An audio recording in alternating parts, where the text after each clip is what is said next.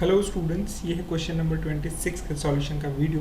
इसमें एक ही चीज़ है जो आपको थोड़ा सा परेशान कर सकती है, that is maintenance suspense account. बाकी की चीज़ें वही है जो आपने कई बार ऑलरेडी कर रखी हैं पिछले क्वेश्चंस में।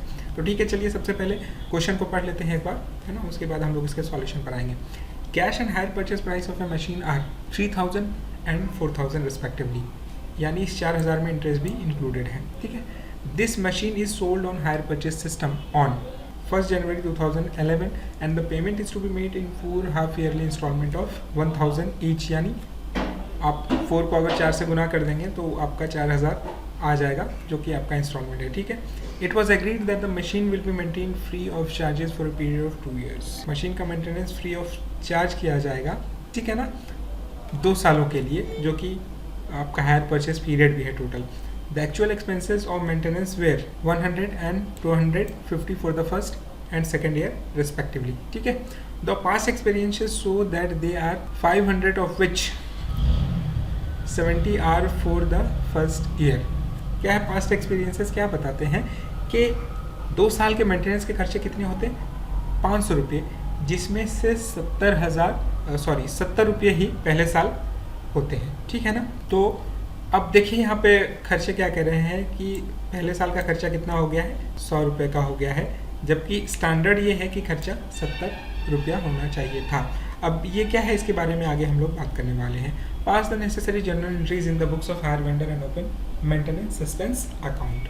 ठीक है, तो जनरल एंट्रीज आपको करनी है और मेंटेनेंस सस्पेंस अकाउंट को खोलना है। ठीक है, सबसे पहले हम लोग कैलकुलेशन को समझ लेते हैं। देखिए, एक चीज़ आप आज के बाद दिमाग में बैठा लेंगे कि जब कभी भी इंस्टॉलमेंट का अमाउंट इक्वल हो, ठीक है, समय अवधि इक्वल, तो आपको इंटरेस्ट के कैलकुलेशन में बहुत ज़्यादा दिमाग नहीं लगाना है। आपको सिंपली रेशियो बना लेनी है, जैसे मैंने यहाँ पर बनाया हुआ है। ठीक है ना, 4 इंस्टॉलमेंट है तो 4, 3, 2, 1, और इस तरीके से उसको फिर रेशियो में बदल लेना है। और फिर यहाँ जिस तरीके से इंटरेस्ट कैलकुलेट की गई है उस तरीके से 1000 into 4 divided by 100, 1000 into 3 divided by 10, 1000 into 2 divided by 10, 1000 into 1 divided by 10, इस तरीके से करके आपको निकाल लेना है। ठीक है ना। और कैश प्राइस उसी के बेसिस पे यहाँ निकल गई है, उसको बहुत ज़्यादा एक्सप्लेन मैं नहीं करूँगा।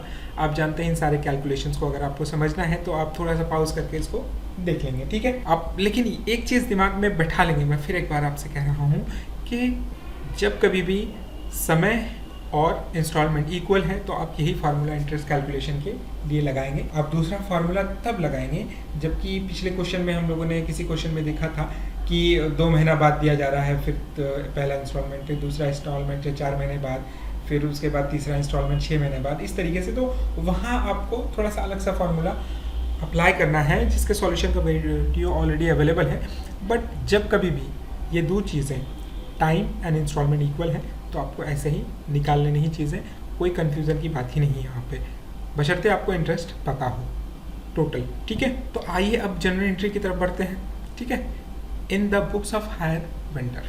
ठीक है, journal entry, hire purchaser account DR2, hire sales account, पहली एंट्री यहाँ पर हो गई। ठीक है, एंट्री ऑलरेडी मैंने आप लोगों को बता रखी है। अब hire sales account DR2 maintenance suspense account, अब ये क्या बला है, ये कौन सी एंट्री है?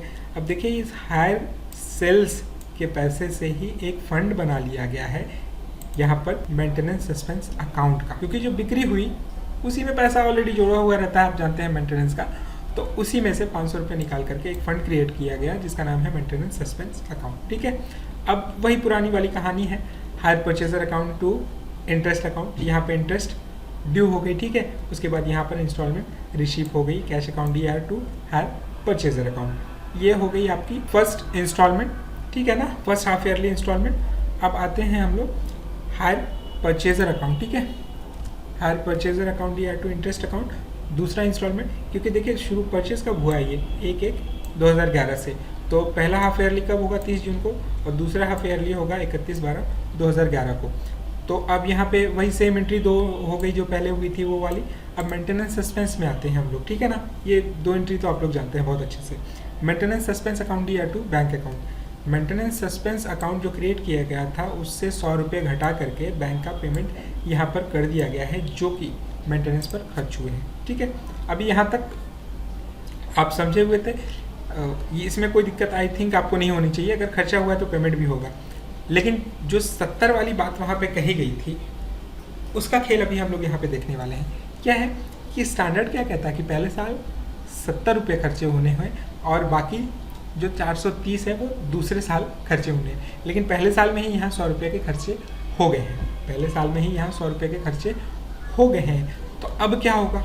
अब क्या होगा कि फिर से प्रॉफिट एंड लॉस अकाउंट से ये जो मेंटेनेंस का एक्स्ट्रा खर्चा हुआ है यहाँ पे 30 रुपये का, उसको प्रॉफिट एंड लॉस अकाउंट में डाला गया है। ठीक है ना, एक्स्ट्रा खर्चे को, और ये पैसे जो है सस्पेंस अकाउंट में डाल दिए गए हैं। क्योंकि अगले साल के लिए अभी तो हमको पता नहीं है ना, अभी तो हमको पता नहीं है कि खर्चे कितने होने हैं।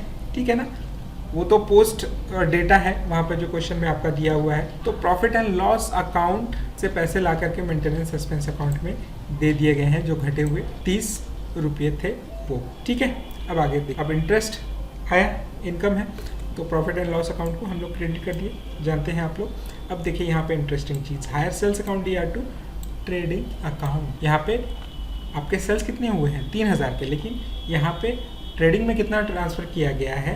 2500। क्यों? आप लोग आंसर जानते हैं, क्योंकि मेंटेनेंस सस्पेंस अकाउंट इसी 3000 रुपये से 500 रुपये का क्रिएट किया गया है। चलिए अब आगे आते हैं। ठीक है ना, तो अब दूसरे साल का फर्स्ट क्वार्टर है 2012 का, सेम एंट्री होगी।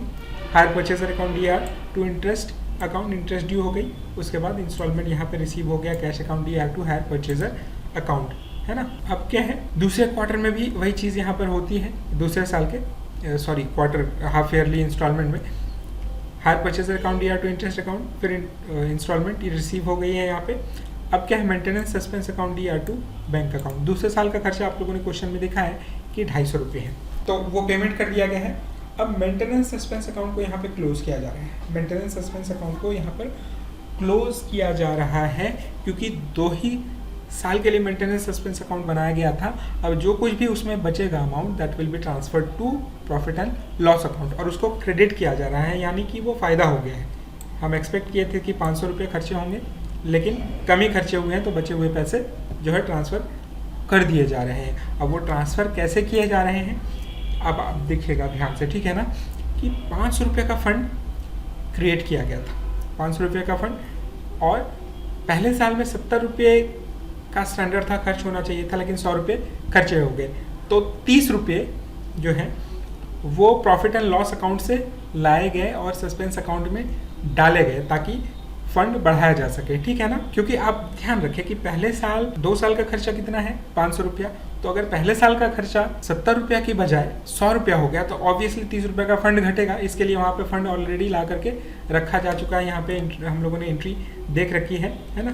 मेंटेनेंस सस्पेंस अकाउंट को यहाँ फिर से क्रेडिट किया गया है, जैसे यहाँ पे क्रेडिट किया गया था दूसरी ही एंट्री में, यानी 30 रुपये से उसको और बढ़ा दिया गया है, जो पैसा कम हुआ था। तो ठीक है, अब मेंटेनेंस सस्पेंस के अकाउंट में टोटल बैलेंसेस कितने हो गए आपके? ग्रॉस बैलेंसेस वो हो गए आपके 500 रुपया प्लस 30 रुपया जो बाद में ट्रांसफ़र किए, 530 रुपया। और 530 रुपये में आपके खर्चे कितने हुए हैं? आपके खर्चे हुए हैं ये 100 रुपये पहले साल में और 250 रुपये दूसरे साल में। तो ये 350, 530 में आप घटा देंगे तो बच जाते हैं उस अकाउंट में आपके 180 रुपये, जो कि प्रॉफिट एंड लॉस अकाउंट में ट्रांसफ़र कर दिए हैं। फ़ायदा है, इसलिए यहाँ पर उसको क्रेडिट किया गया है। ठीक है, अभी जब हम अकाउंट जस्ट बनाने वाले हैं तो उसमें और ज़्यादा क्लियर आपको हो जाएगा। ठीक है, अब क्या है कि interest account DR to profit and loss account, जो इंटरेस्ट आया वो प्रॉफिट एंड लॉस अकाउंट में उसने डाल दिया है। अब मेंटेनेंस सस्पेंस अकाउंट आइए देख लेते हैं थोड़ा सा, है ना। बहुत ज़्यादा कुछ हार्ड एंड फास्ट नहीं है, ये सिंपल सा है। अब देखिए, मेंटेनेंस सस्पेंस अकाउंट से फंड क्रिएट किया गया, कितने का? आपका 500 रुपये से, 500 रुपये से क्रिएट किया गया है यहाँ पे 1/1/2011 को, और फिर 30 रुपये उसमें और डाले गए। ठीक है, 31/12/2011 को। ठीक है, तो 530 रुपये यहाँ पे जमा हो गए। खर्च कितना हुआ यहाँ पे? 100 रुपये का। ठीक है, तो 430 रुपये आपके यहाँ पे बचे हुए हैं अभी, जिसको बैलेंस शीट आपने किया 31/12/2011 को। नेक्स्ट ईयर वो आके बैलेंस BD हो जाएगा। ठीक है ना, तो 430 में से फिर अगले साल खर्चे कितने हो गए? 250 रुपये। तो ये जो बचे हुए पैसे फिर से इसको प्रॉफिट एंड लॉस अकाउंट में ट्रांसफ़र कर दिया गया। तो बहुत ज़्यादा इसमें कुछ था नहीं, आप अगर थोड़ा सा भी दिमाग लगाते तो शायद ये क्वेश्चन सॉल्व हो सकता था, बट एनी वेज मैंने इसका सॉल्यूशन आपके लिए बना दिया है। आप इस बार आप इसको अच्छे से दिमाग में बैठा लेंगे, ठीक है। So thank you very much.